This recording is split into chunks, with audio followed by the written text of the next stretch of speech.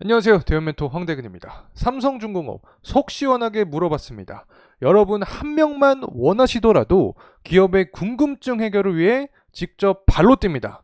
델핀 FLNG 지금 상황 굉장히 중요합니다.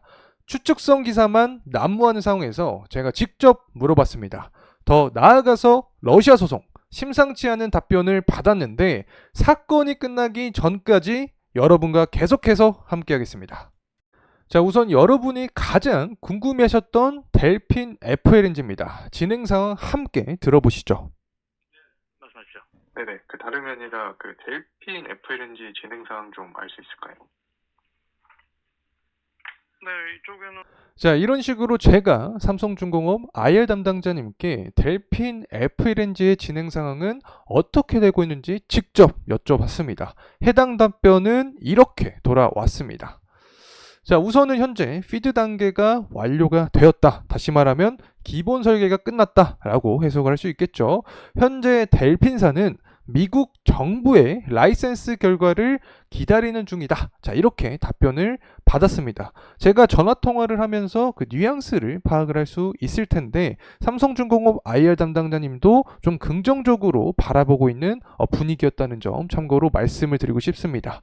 자, 그리고 이제는 제 개인적인 생각입니다. 이 LNG 프라임에서 삼성중공업과 델핀의 EPCI 계약 조건을 합의했다라는 내용이 나와 주었습니다. 그렇기 때문에 1차적인 기본 설계도 완료를 한 상황에서 이런 좀 긍정적인 내용이 나왔으므로 수주를 긍정적으로 바라볼 수 있지 않을까 개인적인 생각을 드립니다.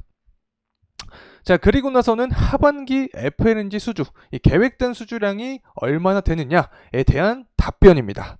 이 4분기 코랄 FLNG가 25억 불 정도로 현재 예상이 되고 있다. 결국에 하나로 치면 3조 4,587억 정도인데 최근에 LNG 계약을 맺었었죠. 해당 계약이 4척 정도였습니다. 대략적으로 1조 4천억입니다. 그래서 FLNG를 LNG로 치환을 해보면 10척에서 12척 되는 물량이기 때문에 FLNG 한 대에 대한 효과가 굉장히 크다. 여기서 우리가 또 알 수 있는 게 하나가 있죠. 이 삼성중공업 같은 경우에는 다른 조선사와는 달리 이 해양 플랜트에서 오는 강점이 굉장히 크다는 점 다시 한번 말씀을 드리고 싶습니다. 그리고 굉장히 많은 논란이 나와주고 있는 게 바로 러시아 소송인데 제가 다시 한번 삼성중공업의 입장을 좀 여쭤봤습니다. 해당 답변이 어떻게 왔냐면 일단 올 달이죠. 9일에 싱가포르 중재법원의 소송을 제기했다라는 내용을 말씀을 해주셨습니다.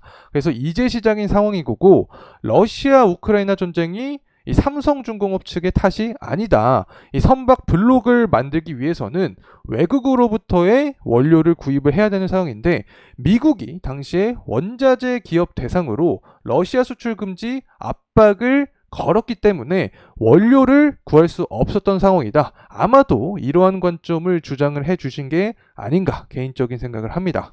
사실 결국에 삼성중공업 IR 담당자님께서는 당사 측을 대변을 할 수밖에 없는 상황이기 때문에 아무래도 삼성중공업 입장에서 의견을 많이 좀 피력을 해주셨다는 점 말씀을 드리고 싶고 사실 러시아는 반대 입장을 주장을 하고 있는 상황입니다. 그래서 이 러시아 소송 하나에 대해서도 굉장히 다양한 의견이 나타나주고 있는데 일각에서는 이렇게 말을 하고 있습니다. 이 삼성중공업이 즈베즈다에 불가항력을 전달한 시기가 미국에서 즈베즈다를 SDN으로 지정한 시기보다 앞선다. 다시 말하면 즈베즈다가 SDN에 지정이 되기 전에 삼성중공업에서 불가항력을 전달한 것이다 라고 주장을 하고 있는 거죠. 그리고 이 즈베즈다의 계약 해지 통보 내용도 B2B 계약상 미국의 제재와 무관하다. 논리상 문제가 없다라는 주장도 나와주고 있습니다. 그래서 양측의 입장이 사실 굉장히 팽팽한 상황에서 저의 개인적인 생각은 미국과 우리나라가 협력 국가인 상태죠. 그리고 미국은 달러 패권인 국가이기 때문에 아무래도 소극적일 수밖에 없었지 않을까 생각을 합니다. 그래서 제가 러시아 입장은 아직 정확하게 들어보진 않았지만 개인적으로는 삼성중공업의 근거가 조금 더 타당하지 않을까 생각을 합니다. 그리고 나서 이제 후판 가격 그리고 SK온 소송과 들으신 매각 대금 관련된 이야기를 좀 진행을 해보려고 합니다. 일단 후판 가격 자체는 하락한 채로 계약을 했다라는 답변을 얻었습니다. 개인적으로 봤을 때 철광석 가격, 원자재 가격이죠. 이 부분이 하락을 한 결과가 주요한 영향을 주지 않았을까 생각을 하고 있고, 또 최근에 중국산 후판 수입 물량이 굉장히 증가를 했습니다. 이 부분으로 인해서 조선사들이 가격 경쟁력을 조금 가져가지 않았나 생각을 하고 있습니다.